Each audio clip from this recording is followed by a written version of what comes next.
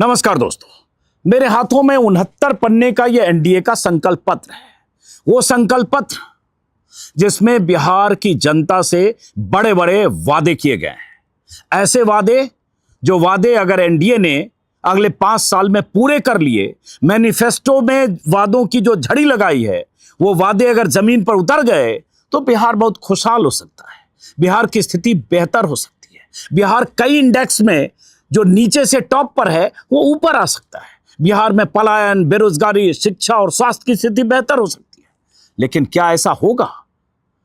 वो वादे जो इस मैनिफेस्टो में किए गए अब अगले 5 साल में पूरे होंगे? क्योंकि प्रधानमंत्री मोदी, गृह मंत्री अमित शाह, बीजेपी अध्यक्ष जेपी नड्डा, मुख्यमंत्री नीतीश कुमार और बीजेपी और एनडीए की पूरी मशीनरी, सारे नेता एनडीए के मैनिफेस्टो के हिसाब से वादों की झड़ी लगा रहे थे। अखबारों में रोज विज्ञापन छप रहे थे। तो अब जब सरकार बन गई है, मुख्यमंत्री नीतीश कुमार 20 साल बाद फिर बन गए। कैबिनेट में सबके मंत्रालय का विभाजन भी हो चुका है। सम्राट चौधरी नीतीश कुमार के एक तरह से नंबर 2 हो गए। नीतीश कुमार से गृह मंत्रालय लेकर सम्राट चौधरी को गृह मंत्रालय दे दिया गया और कई मलायदार महकमे, जरूरी महकमे बीजेपी को मिल चुके हैं। नीतीश कुमार के बारे में कहा जा रहा है उनका कद थोड़ा छोटा हुआ है। भले मुख्यमंत्री हैं, लेकिन गृह मंत्री 20 साल बाद गृह मंत्रालय का पद मुख्यमंत्री के अधीन नहीं है। तो ये सब बातें लगातार हो रही है। बातें ये भी हो रही है कि किस तरह से परिवारवाद बीजेपी और एनडीए के इस मंत्रिमंडल में है। किस तरह से उपेंद्र कुशवाहा का बेटा, जो न एमएलए है न एमएलसी है, लेकिन सीधे मंत्री बना, और एक लंबी लिस्ट सोशल मीडिया पर घूम रही है कि परिवारवाद का डंका बजाने वाली बीजेपी, परिवारवाद के लिए कांग्रेस, आरजेडी और क्षेत्रीय पार्टियों को घेरने वाले बीजेपी नेता किस तरह से जब अपने घर की बात आती है तो परिवारवाद की मिसाल पेश करते हैं। लेकिन आज मैं बात एनडीए के घोषणा पत्र की, उन वादों की, भाषणों के उन टुकड़ों की, बड़ी बड़ी बातों की, जिसका एक बिहारी होने के नाते हम चाहेंगे कि वो पूरे हों, वो वादे पूरे हों और जमीन पर वो सारी चीजें उतरे जो एनडीए की तरफ से मैनिफेस्टो में कहा गया। क्या कहा गया, सिलसिलेवार ढंग से कुछ बात करते हैं। 20 साल से इन्हीं की सरकार है। नीतीश कुमार और बीजेपी गठबंधन के बीच के कुछ अरसे को छोड़ दें तो बहुत सारी चीजें बिहार में जो बीजेपी एनडीए दावा करता है, सड़कें बनी, बिजली की व्यवस्था बेहतर हुई, सड़कों का विस्तार हुआ, लेकिन विकास के कई पैमाने, शिक्षा, स्वास्थ्य, रोजगार, पलायन, इन सब पर बिहार आज भी फिसड्डी है या बहुत पिछड़ा है। तो अब एनडीए ने जो वादे किए, उन वादों की लिस्ट आपको सुनाते हैं और एक पत्रकार के नाते मैं और हमारे जैसे सैकड़ों पत्रकार और नागरिक के नाते आप, बिहार की लगभग 7.5 करोड़ जनता, नजर रखिए, निगाहबान बनिए कि बीजेपी सरकार, एनडीए सरकार उन वादों को पूरा करे ताकि बिहार की तस्वीर और तकदीर बदले। सबसे बड़ा वादा, और मैं बल्कि चाहूंगा कि वीडियो में जो बातें दर्ज हैं, कैमरे पर जो बातें दर्ज हैं बीजेपी नेताओं की, वो एक बार रिपीट करूं और ये दर्ज हो जाए ताकि हर साल हम सब चेक कर सकें कि इस साल में क्या हुआ, अगले साल में क्या हुआ और उसके बाद क्या हुआ। और एक बिहारी होने के नाते मैं इंतजार करूंगा कि वो सारे वादे कब जमीन पर उतरते। सबसे पहले मैं चाहूंगा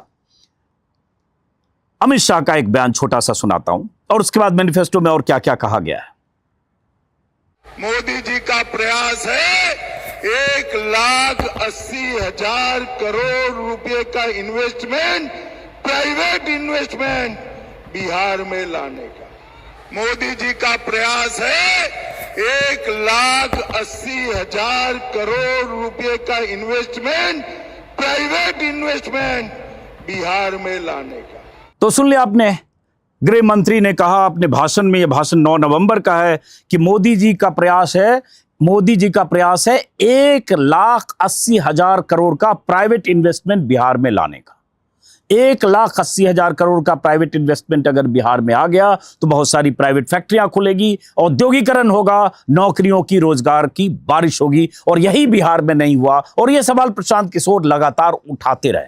और अब तक जो नहीं हुआ, अब तक जो फैक्ट्रियां नहीं लगी, अब तक जो बिहार के लड़के, बिहार के युवा, बिहार के बेरोजगार एमए बीए पास करके तमाम तरह की छोटी छोटी नौकरियां करने गुजरात, महाराष्ट्र, दूसरे राज्यों में जाते रहे, दिल्ली, पंजाब, हरियाणा, क्या अब वो बिहार में उनके लिए रोजगार के अवसर उपलब्ध होंगे?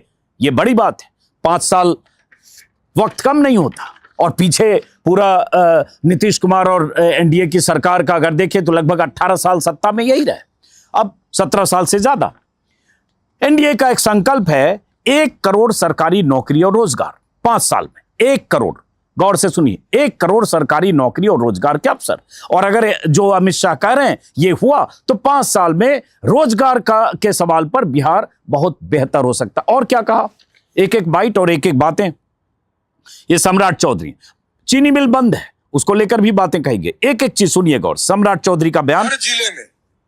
हर जिले में हम फैक्ट्री लगाएंगे, हर घर में रोजगार होगा, प्रत्येक जिले में मैन्युफैक्चरिंग यूनिट होगा और 10 इंडस्ट्रियल पार्क विकसित करने का काम हम लोग की एनडीए की सरकार करेगा। हर जिले में हम फैक्ट्री लगाएंगे, हर जिले में फैक्ट्री लगाएंगे, घर में रोजगार होगा, हर घर में रोजगार होगा, प्रत्येक जिले में मैन्युफैक्चरिंग यूनिट होगा, प्रत्येक जिले में मैन्युफैक्चरिंग यूनिट होगा, 10 इंडस्ट्रियल पार्क विकसित होंगे। मैं सिर्फ रिपीट कर रहा हूं, एनडीए की सरकार करेगी। अगर इतना हो गया बिहार में तो जाहिर है बेरोजगारी के सवाल पर बिहार में बहुत बेहतर स्थिति बन सकती है। बिहार के लाखों बेरोजगार युवकों को जो सरकारी नौकरी के लिए किसी तरह के रोजगार के लिए मशक्कत करते हैं, उन लड़कों को 5 साल में नौकरी या रोजगार के अवसर मिलेंगे, ये कहा गया। और ये बहुत बड़ी बात, हर जिले, गौर कीजिएगा,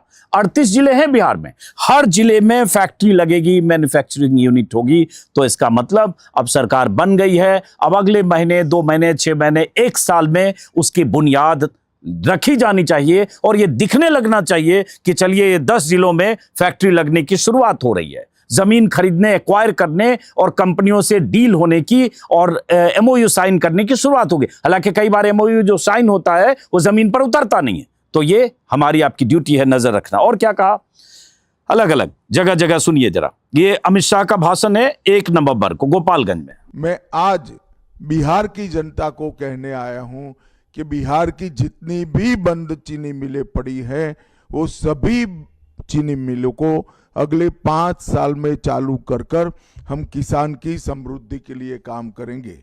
मैं आज बिहार की जनता को कहने आया हूं कि बिहार की जितनी भी बंद चीनी मिलें पड़ी हैं, जितनी भी बंद चीनी मिल पड़ी हैं, सभी चीनी मिलों को अगले 5 साल में चालू करेंगे। कहा जाता है 30 से 32 चीनी मिलें बिहार में बंद पड़ी हैं। मोतिहारी चीनी मिल को लेकर प्रधानमंत्री मोदी का वो बयान आज भी बिहार के लोग याद करते हैं। गूगल सर्च करें, आपको मिल जाएगा। 2015 विधानसभा चुनाव के पहले प्रधानमंत्री ने कहा था कि मोतिहारी की चीनी मिल चालू होगी और यहां की चीनी से चाय पीऊंगा मैं।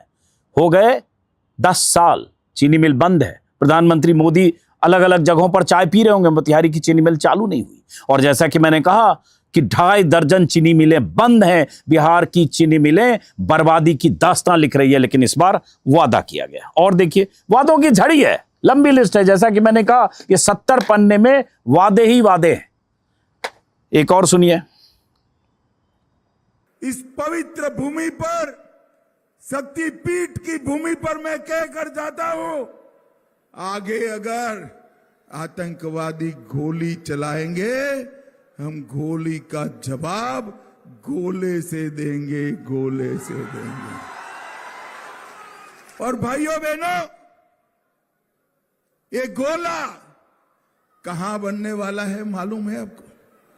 मोदी जी बिहार में डिफेंस कॉरिडोर और ऑर्डिनेंस फैक्ट्री डालने वाले हैं। सासाराम वालों, गोला तो जरूर बरसेगा पाकिस्तान पर, मगर वो गोला मेरे बिहार और सासाराम में बना हुआ गोला है।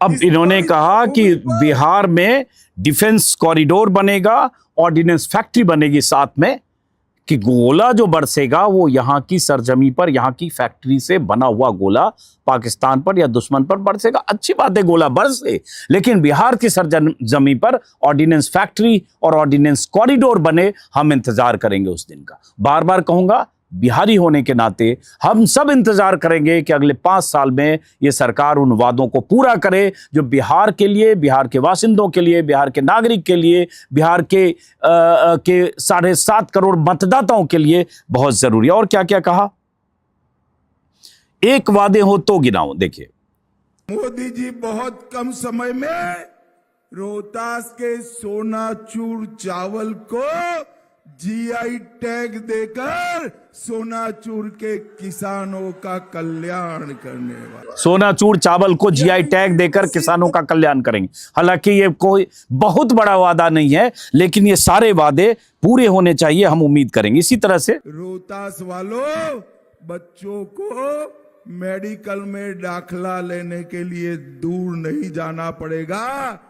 रोहतास में नया मेडिकल कॉलेज का भी हमने मंजूरी दे दिया। हर जगह जिस भी जिले में गए हैं वहां बड़ी बड़ी बातें हुई है, पूरे बिहार को लेकर तो हुआ। रोहतास में गया था सासाराम, अब रोहतास के लोग एक यूनिवर्सिटी को लेकर तरस रहे हैं कि रोहतास इतना बड़ा ऐतिहासिक रोहतास जिला है, लेकिन वहां एक यूनिवर्सिटी नहीं है।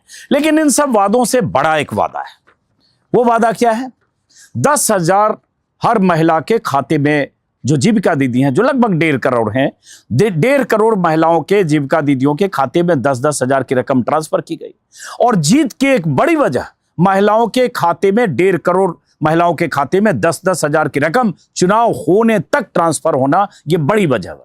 बहुत सारे लोग कहते हैं रिश्वत है, घूस दी गई, वोट खरीदा गया। और इसमें कोई शक नहीं कि चुनाव की आचार संहिता लागू होने के बाद अगर लाखों महिलाओं के खाते में पैसे दिए जा रहे थे, जीविका दीदियों की जिम्मेदारी दी गई थी, उनमें जो सीएम दीदी होती है, कम्युनिटी मोबिलाइजर, उनकी जिम्मेदारी थी कि कैसे जीविका दीदियों को बूथ तक लाएं। जाहिर है वो वोट किसको दें ये भी तय किया गया होगा या समझाया बुझाया हो गया, उसका असर भी दिखा। लेकिन अब उन जीविका दीदियों को, उन महिलाओं को जिन्हें 10,000 दिए गए थे, उन्हें एक वादा किया गया था। ये गजट नोटिफिकेशन का हिस्सा है सरकार के वादे का कि अगर आपने 6 महीने में स्वरोजगार के अवसर सृजित किए, कुछ आपने बेहतर तरीके से काम किया, तो आपको 2 लाख रुपए 6 महीने के भीतर मिलेगा या 6 महीने के बाद मिलेगा।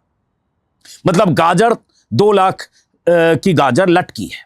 अब सवाल ये उठता है कि 1.5 करोड़ में से क्या 50 लाख, 60 लाख, 75 लाख, 40 लाख, 1 करोड़ इतनी महिलाओं को 2 लाख 6 महीने में मिलेंगे? क्योंकि आपने उनको यही दिखाया, यही सपना दिखाया। 10,000 तो अभी ले लो, एक मुश्त तुरंत अकाउंट में, लेकिन 2 लाख मिलने वाला है। और इसी उम्मीद में महिलाएं एकदम एकजुट हुई, एक मुश्त वोट पड़ा, क्योंकि लगा कि यह सरकार आएगी तभी 2 लाख हमें मिलेंगे। प्रशांत किशोर ने अपने प्रेस कॉन्फ्रेंस में हारने के बाद जो पहली प्रेस कॉन्फ्रेंस की, उसमें उन्होंने कहा कि हम 6 महीने बाद हम लड़ाई लड़ेंगे उन महिलाओं की जिन्हें 2 लाख नहीं मिलेगा, और हम चाहते हैं कि अगर वो 1.5 करोड़ महिलाओं को मिल जाए तो हम राजनीति से बाहर हो जाएंगे। क्योंकि उनसे बार बार सवाल पूछा गया, आपने तो कहा था नीतीश कुमार को 25 सीटों से ज्यादा आएगी तो आप राजनीति छोड़ देंगे। उसी पर चिढ़कर कहा कि ये मिल जाए तो छोड़ दूंगा। तो चलिए, उनका पॉलिटिकल बयान। लेकिन सवाल उठता है कि क्या 1 करोड़, 1.25 करोड़, 75 लाख, 50 लाख महिलाओं को 6 महीने बाद 2 करोड़ मिलेंगे, माफ करें 2 लाख मिलेंगे? अगर मिलेंगे तो ये बहुत बड़ी रकम है। ये कहां से आएंगे पैसे, वो बाद की बात है कि 50 लाख करोड़ या 75 लाख करोड़, 1 लाख करोड़, 1.5 लाख करोड़ का जो बजट सरकार के खाते बोझ पड़ेगा सरकार पर, वो कहां सरकार करेगी। लेकिन क्या ये सरकार नहीं करेगी तो फिर उन वादों का क्या होगा? अभी बिहार का बजट 3,17,000 करोड़ का है। कर्जों की बात करें, बिहार के डेफिसिट की बात करें, तो उस पर तमाम तरह के आंकड़े हैं। अभी चलिए उन आंकड़ों पर अभी नहीं जाता हूं, लेकिन हम उम्मीद करेंगे कि उन जीविका दीदियों को जो भरोसा दिया है, उस भरोसे पर अब खड़े उतरेंगे और उन्हें 2-2 लाख रुपए देंगे। उसके बाद 100 एमएसएमई पार्क और 50,000 से अधिक कुटीर उद्यम। अब ये सब अगर होने लगे, एमएसएमई पार्क अगर 100 से ज्यादा बन जाए बिहार में, तो फिर सोचिए बिहार में कितनी बेहतर स्थिति होगी अगले 5 साल में। मिशन करोड़पति के माध्यम से महिला उद्यमी बनेंगी करोड़पति। उसके बाद एग्री इंफ्रास्ट्रक्चर में 1 लाख करोड़ का निवेश होगा। यह सब मैनिफेस्टो पढ़ रहा हूं बीजेपी का। 50 लाख नए मकान, मुफ्त राशन, और यह सब लोगों को मिलेगा। तो इस तरह से एमएसपी की गारंटी सभी फसलों के लिए। देश में एमएसपी की गारंटी है, केंद्र सरकार की तरफ से एमएसपी की गारंटी की लड़ाई ही लड़ी जा रही है, और एमएसपी लागू होती है। एमएसपी की गारंटी नहीं है, लेकिन यहां एमएसपी की गारंटी भी दिया गया है। कि फसलें एमएसपी पर खरीदी जाएगी, एमएसपी की गारंटी। और यहां भी केंद्र सरकार की तरफ से, प्रधानमंत्री की तरफ से, जो पहले कृषि मंत्री थे उनकी तरफ से यही कहा जाता था एमएसपी जारी है, जारी थी, जारी रहेगी, लेकिन एमएसपी पर फसलों की खरीद नहीं होती है। बिहार में तो बुरा हाल है क्योंकि वहां तो मंडियां भी नहीं है। लेकिन अब सरकार ने कह दिया है, मतलब एनडीए सरकार की तरफ से, एनडीए की तरफ से, कि एमएसपी पर फसलों की खरीद होगी। और बहुत सारे वादे हैं। तो मैं उन वादों की याद आज इसलिए दिला रहा हूं सरकार को और नागरिक के तौर पर आपको, तमाम दर्शकों को और उन तमाम लोगों को जो एनडीए सरकार के समर्थक हैं, क्योंकि अब जिम्मेदारी है हम सब की, दर्शकों की, बिहार की जनता की, कि आप सरकार पर नजर रखें, सरकार पर दबाव बनाएं कि अपने वादे पूरे करे, क्योंकि डबल इंजन की सरकार है। डबल इंजन की सरकार में बीजेपी को जेडीयू से ज्यादा सीटें मिली है। बीजेपी जेडीयू से ज्यादा मजबूत होकर इस बार सरकार में आई है। बीजेपी के गृह मंत्री बने हैं और देश में सरकार है ही। खजाना मोदी जी का भी है, खजाना बिहार सरकार का भी है। अब उन खजानों से कैसे आप जनता से किए गए वादे पूरा करेंगे, ये जिम्मेदारी आपकी है। लेकिन खजाने पर बोझ जो होगा वो कैसे बिहार का खजाना वहन करेगा, वो भी सवाल है। सीएजी की रिपोर्ट मैं देख रहा था कि कैसे बिहार में डेफिसिट बजट जो है सो है, लेकिन स्वास्थ्य और शिक्षा के क्षेत्र में अनयूज्ड मनी रहा, पैसे का इस्तेमाल नहीं हुआ। और ब्याज कैसे चुकाना पड़ा, कर्ज कितना, जैसे एक आंकड़ा है कि वित्त वर्ष 2024-25 खत्म होने तक बिहार सरकार पर लगभग 3.5 लाख करोड़, 3,48,000 करोड़ का लोन है। ये राज्य के जीडीपी का 38.9% है। मतलब बिहार की 13 करोड़ से ज्यादा आबादी है। इस हिसाब से हर बिहारी पर करीब करीब 27,000 करोड़ का कर्ज है। कर्ज में डूबे बिहार सरकार ने बड़े वादे कर दिए हैं जनता से। अब वो कैसे वादे पूरा करेगी सरकार, ये सरकार की जिम्मेदारी है, क्योंकि आपने वादे किए। जैसा कि मैंने कहा, उसी में देख रहा हूं कि जो सरकार का बजट है उस हिसाब से अगर सरकार ने इन वादों को 32 या 35,000 करोड़, तो अभी सरकार ने अपनी जो योजनाएं, जो लाभकारी योजनाएं सरकार ने दिखाई, जारी की, उस पर 35,000 करोड़ का खर्चा है। 15,000 करोड़ तो सिर्फ 10,000 जो जारी किए महिलाओं के खाते में, उस पर खर्चा है। लेकिन अगर ये सारी योजनाएं सरकार लागू करती है तो जितना बजट है सरकार का 1 साल का, उससे ज्यादा की सरकार को जरूरत होगी। 5 साल में जरूरत होगी, 4 साल में जरूरत होगी, 3 साल में होगी, लेकिन होगी। तो वो सरकार कैसे करती है? डबल इंजन की जो सरकार है, जिसकी बड़ी इंजन जो है, जिसके इंजन के सूत्रधार, मुखिया जो भी के प्रधानमंत्री मोदी हैं, वो कितनी मदद करते हैं बिहार सरकार की, ये सब देखने की बात। और उन तमाम लोगों को सरकार में मंत्री बनाकर अहम महकमे दिए गए जिन पर भ्रष्टाचार के, फर्जी सर्टिफिकेट रखने के, फर्जी सर्टिफिकेट या नाबालिग होने के सर्टिफिकेट के दम पर हत्या के मामले से बच निकलने के, ये सारे आरोप हैं। चाहे सम्राट चौधरी हो, चाहे अशोक चौधरी हो, चाहे मंगल पांडे हो, चाहे दिलीप जायसवाल हो जो प्रदेश अध्यक्ष। भ्रष्टाचार के आरोपों से घिरे वो तमाम लोग फिर से एक बार मंत्री बने और सम्राट चौधरी का तो प्रमोशन हो गया। जैसा कि अमित शाह ने कहा था उनके लिए वोट मांगते वक्त कि इन्हें आप वोट दीजिए मोदी जी और हम इनको बड़ा आदमी बना देंगे, तो उनको बड़ा आदमी बना दिया। मतलब बीजेपी ने, अमित शाह और मोदी ने एक तरह से संदेश दिया कि आप किसी के बारे में कुछ भी कहते रहिए, किसी के खिलाफ भ्रष्टाचार के कोई भी सबूत दे दीजिए, लेकिन हमारे लिए आपके सबूत, आपके आरोप मायने नहीं रखते, हम जो चाहेंगे वही करेंगे। और इसलिए वो सारे चेहरे नीतीश कुमार की सरकार में, बीजेपी एनडीए गठबंधन की सरकार में चेहरे, बड़े चेहरे बनकर सामने हैं। लेकिन हमारा मकसद आज ये था कि हम उन वादों को याद दिलाएं। एक और 2-3 वीडियो और देख रहा हूं, लेकिन चलिए उन वीडियो पर अब नहीं जाता हूं। बहुत सारे लोग कहेंगे कि अभी तो सरकार बने 2 दिन हुआ और आपने ये सवाल उठाने शुरू कर दिए। मैं इंतजार कर रहा था कि कैबिनेट का विस्तार हो, मतलब मंत्रियों के बीच उनके विभागों का बंटवारा हो जाए और उसके बाद अपनी बात कहूं। और इसलिए भी कि विपक्ष अगर कोई वादे करता है, तेजस्वी यादव ने भी बहुत बड़े बड़े वादे किए, बल्कि उसमें भी एक ऐसा वादा था जिस पर हम लोगों ने बहुत सवाल उठाए कि मुमकिन कैसे कर पाएंगे। हर परिवार, हर गरीब परिवार या हर घर में एक को नौकरी देना, एक सरकारी नौकरी 3.25 करोड़ परिवारों में कैसे देंगे, ये सवाल था। लेकिन वो सरकार में तो आए नहीं। अगर वो सरकार में आते तो उनसे हम पहले दिन से पूछते कि अब आप बताइए कैसे करेंगे, क्योंकि तेजस्वी यादव ने कहा कि 20 दिन के भीतर, कहा था 20 दिन के भीतर हम अधिनियम लाएंगे और 20 महीने के भीतर बिहार के हर परिवार में से एक को सरकारी नौकरी देंगे। तो सरकार में आते तो हम 20 दिन तक पूछते कि आप अधिनियम कब ला रहे हैं, और उसके बाद 20 महीने तक हम पूछते कि अब आप नौकरी जो आपने देने का वादा किया वो पूरा कर रहे हैं, तो कैसे कर रहे हैं, नहीं कर रहे हैं तो क्यों नहीं कर रहे हैं। लेकिन वो तो सरकार में आए नहीं। तो जो सरकार में आए उनके वादे की बात होनी चाहिए। अगर आपने कहा कि 5 साल में 1 करोड़ नौकरी और रोजगार देंगे, इसका मतलब हर साल एवरेज औसतन 20 लाख लड़कों को नौकरी और रोजगार आपको देना चाहिए, और ये दिखना चाहिए अगले 4-6 महीने से उस बिहार में जहां 19 लाख लड़के हर साल पुलिस भर्ती के लिए, सिपाही में भर्ती के लिए परीक्षा देते हैं। 19 लाख में से अभी 1 लाख सेलेक्ट हुए थे रिटर्न में, और वो लड़के बिहार के अलग अलग जिलों में दौड़ते हुए मिलेंगे। मेरे भी वीडियो में कई बार मिले। भर्तियां होनी है 19,000। 19,000 भर्ती के लिए 19 लाख लड़के अप्लाई करते हैं, कांस्टेबल की भर्ती में, सिपाही की भर्ती में, और इसके अलावा जो बाकी बेरोजगारी और बेरोजगारों की तो बात ही छोड़ दीजिए। तो बहरहाल वादों की ये लिस्ट लंबी है।